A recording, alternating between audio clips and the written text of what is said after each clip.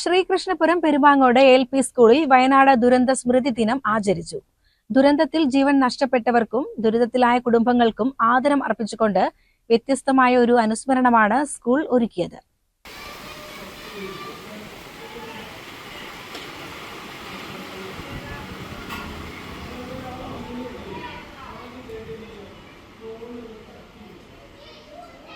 പ്രകൃതി ദുരന്തങ്ങളുടെ ഓർമ്മ പുതുക്കൽ ഒരു പുതിയ അധ്യായത്തിന്റെ തുടക്കമാക്കുക എന്ന ലക്ഷ്യത്തോടെ പെരുമാങ്ങോട് LP സ്കൂളിലെ നാച്ചുറൽ ക്ലബിലെ വിദ്യാർത്ഥികൾ ചൂരൽമല ദുരന്ത സ്ഥലത്തിന്റെ ഒരു നിശ്ചല ദൃശ്യം പുനരാവിഷ്കരിച്ചു. വിദ്യാർത്ഥികൾ സ്വയം ഉണ്ടാക്കിയ വീടിന്റെ മാതൃകകൾ, കളിപ്പാട്ടങ്ങൾ, പാഴ്വസ്തുക്കൾ എന്നിവ ഉപയോഗിച്ചും മൺകൂനകൾ ഒരുക്കിയും ഒരു ദുരന്ത സ്ഥലത്തെ യഥാർത്ഥമായി അവതരിപ്പിച്ചു. എല്ലാവരും ചേർന്ന് നടത്തിയൊരു ചെറിയൊരു സംരംഭമാണ് ഇത്. ജൂലൈ 30 ഒരു ഓർമ്മപ്പെടുത്തൽ.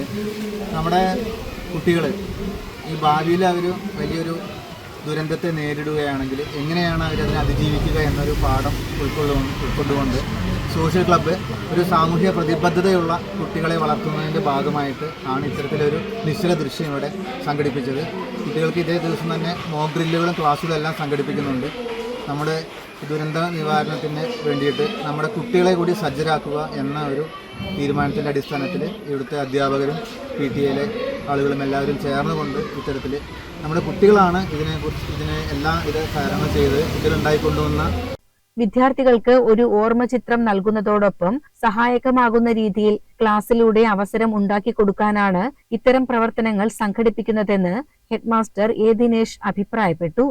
കഴിഞ്ഞ വർഷം ഇതേ ദിവസം നമ്മുടെ വയനാട് ജില്ലയിലെ മുണ്ടക്കൈ ചൂരൽമല പ്രദേശത്തെ കുട്ടികൾക്കും ജീവജാലങ്ങൾക്കുമെല്ലാം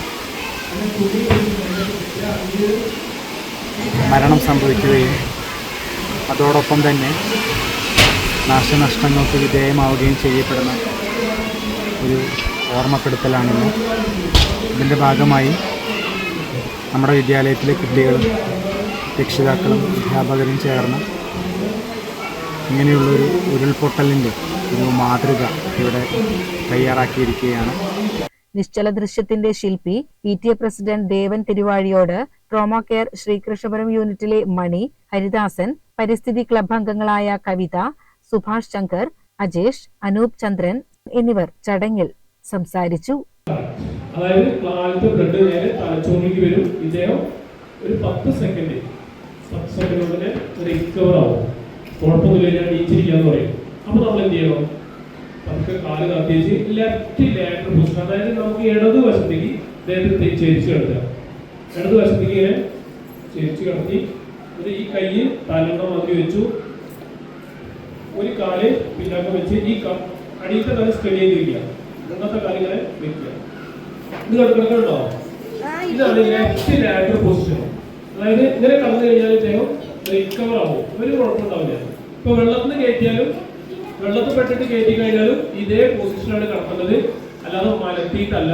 ഇങ്ങനെ കിടക്കുമ്പോൾ എന്താ പ്രത്യേകത വെച്ചാൽ ഈ മൂക്ക് കൂടെ എയർവേ ക്ലിയർ ആവും. എന്താണ്? CCN കടമ്പഴിപ്പുറം.